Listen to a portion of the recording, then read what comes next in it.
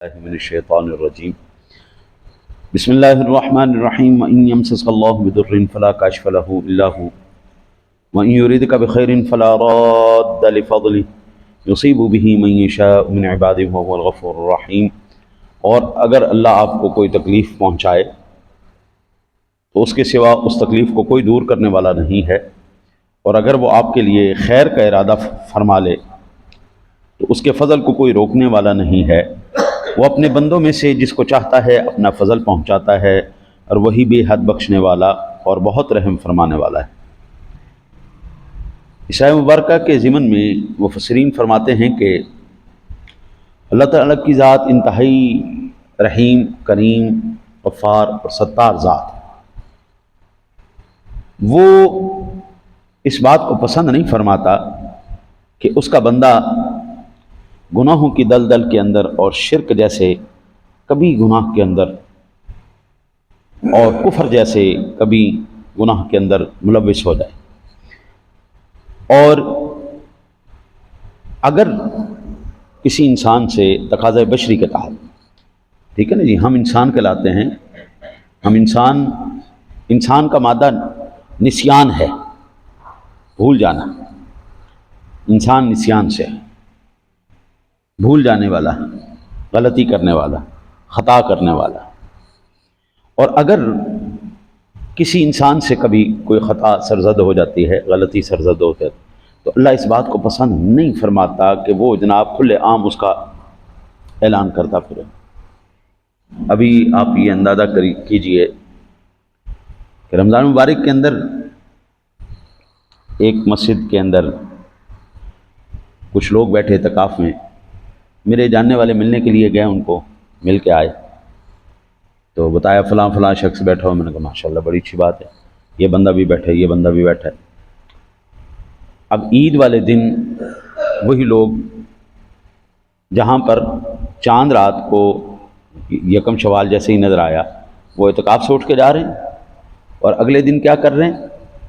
شراب، چرس اور ایسی بری چیزوں کو اپنے سٹیٹس کے اوپر لگا رہے ہیں۔ میں نے کہا ماشاءاللہ کیا اعتکاف ہوا ہے کہ ادھر سے آپ اعتکاف کر کے جا رہے ہیں، وہ سنت عمل ہے، اعتکاف کرنا سنت عمل ہے، لیکن ان چیزوں سے بچنا یہ فرض ہے۔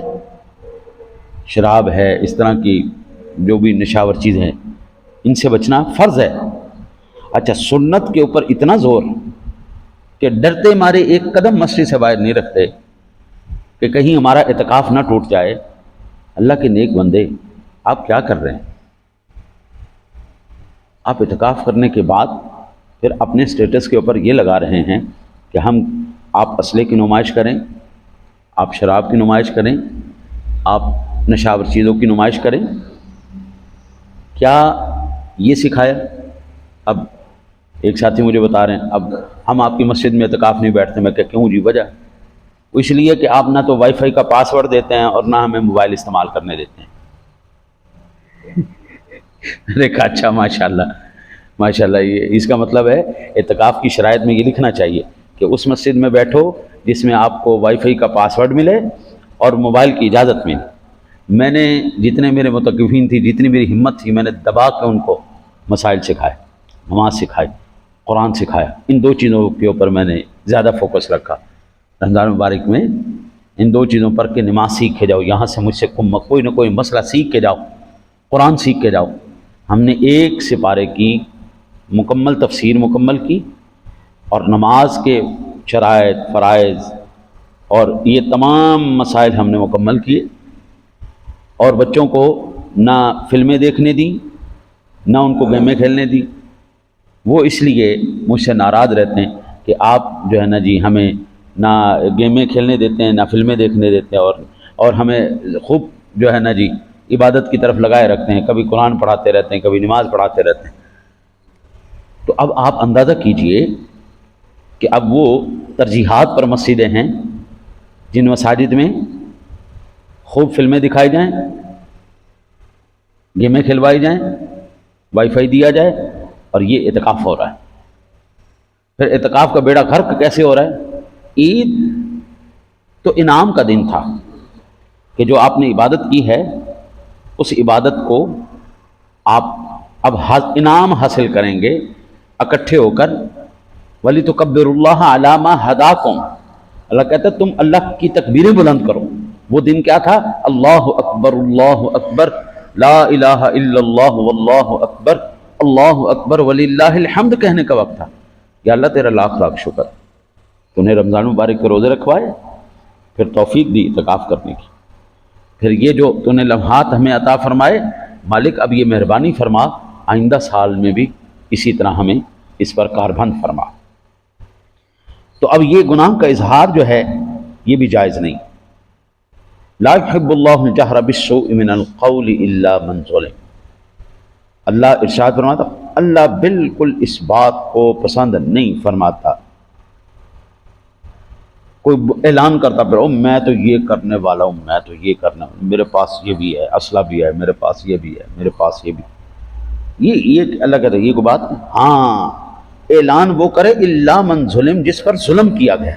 مظلوم کو اس بات کی اجازت ہے، مظلوم کو اس بات کی اجازت ہے وہ واویلا کرے، وہ شور مچائے، وہ سب کو بتائے، وہ اظہار کرے. آقا جی علیہ الصلوۃ والسلام کے فرمان کے مطابق اللہ تعالیٰ اس بات کو پسند نہیں فرما. اب یہاں پر حافظ ابو عمر یوسف بن عبداللہ بن عبد البر المالکی القرطبی لکھتے ہیں کہ ہر مسلمان پر ستر کرنا یعنی پردہ رکھنا واجب ہے، خصوصاً اپنے اوپر جب اس سے کوئی بے حیائی کا کام سرزد ہو جائے، اور دوسرے پر بھی ستر کرے یعنی دوسرے کا بھی پردہ رکھے، صرف اپنا ہی نہیں دوسروں کا بھی پردہ رکھے، جب تک کہ حاکم نے اس پر حد جاری نہ کی. اور اس سلسلے میں بکثرت احادیث وارد ہیں، بے شمار احادیث میں آقا جی علیہ الصلوۃ والسلام نے اس بات پر ہمیں ترغیب. اب جس کو حکومت نے دے دیا نا، اس پر حد جاری ہو گئی، اب اس کا ذکر کرنے میں کوئی حرج نہیں، کیونکہ اس پر حد جاری ہو چکی ہے، اس کو گناہ کی سزا مل چکی ہے. اب اس کا ذکر کیا جائے تو کوئی حرج والی بات نہیں. ہم اس کو کہیں جی آپ تو وہی شخصیت ہیں جن کو تارک وطن کر دیا گیا تھا، جلا وطن کر دیا گیا، تو اس میں کوئی حرج والی بات نہیں، لیکن بہتر ہے نہ کیا جائے.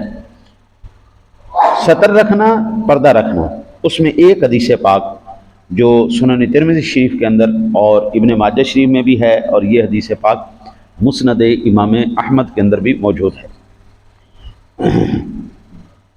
حضرت سیدنا ابو ہریرہ رضی اللہ تعالیٰ عنہ بیان کرتے ہیں کہ رسول اللہ صلی اللہ علیہ وسلم نے ارشاد فرمایا جس شخص نے اپنے مسلمان بھائی سے دنیا کی کوئی پریشانی دور کی، اللہ تعالیٰ اس کی آخرت کی پریشانیوں سے کوئی پریشانی دور فرما دے گا.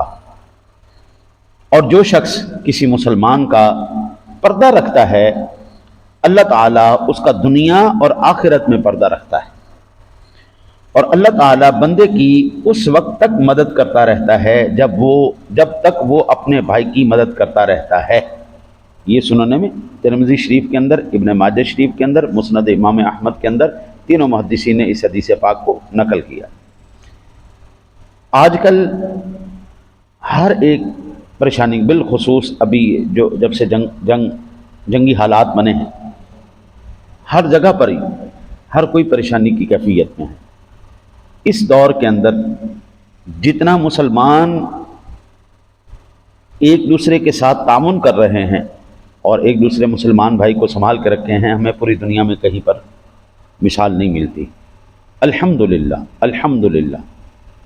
جس طرح پوری دنیا کے اندر عالمی سطح پر ہم یہ دیکھ رہے ہیں کہ لوگ کس طرح بھوک، پیاس اور زندگی کی جو اہم ترین ضروریات ہیں، آپ یہ ہمارے ملک، پڑوسی ملک ہندوستان کے اندر دیکھیں، گیس، کھانا پینا، پیٹرول، یہ بالکل نایاب ہو چکا ہے وہاں، اور لوگ مر رہے ہیں، ایک دوسرے کو مار رہے ہیں. جرم کی، جرائم کی شرح بہت بلندی پر پہنچ چکی ہے. پاکستان میں الحمدللہ ابھی حالت نہیں آئی.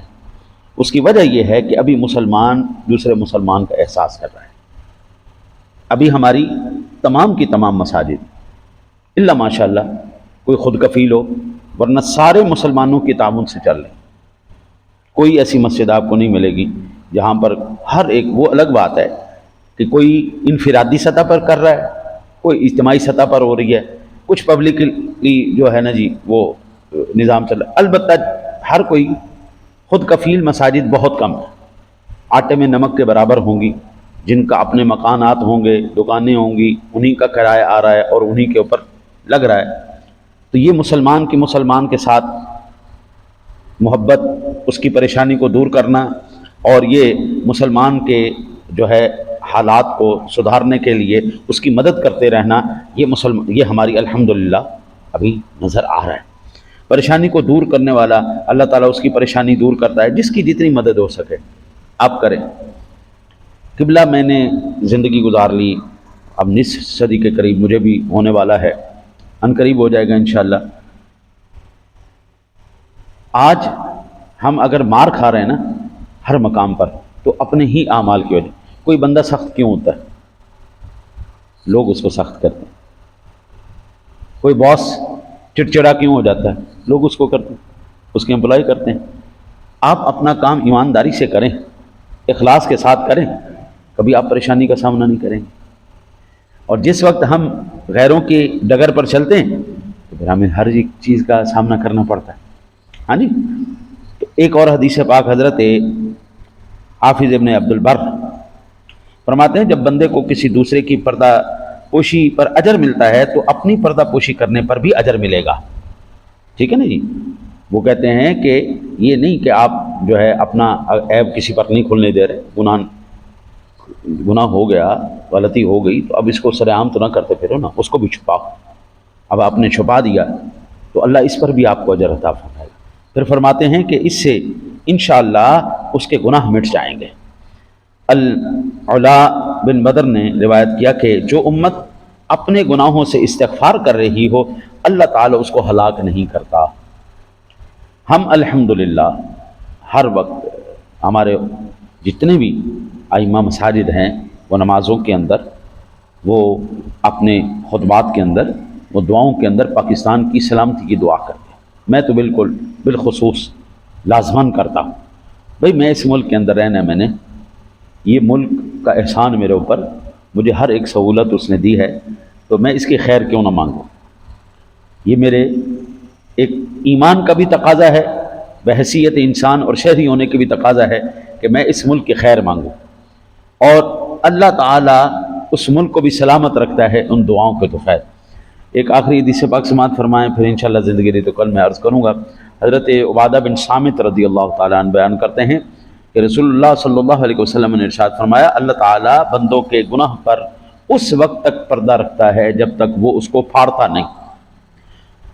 تو صحابہ نے عرض کیا، یا رسول اللہ صلی اللہ علیہ وسلم،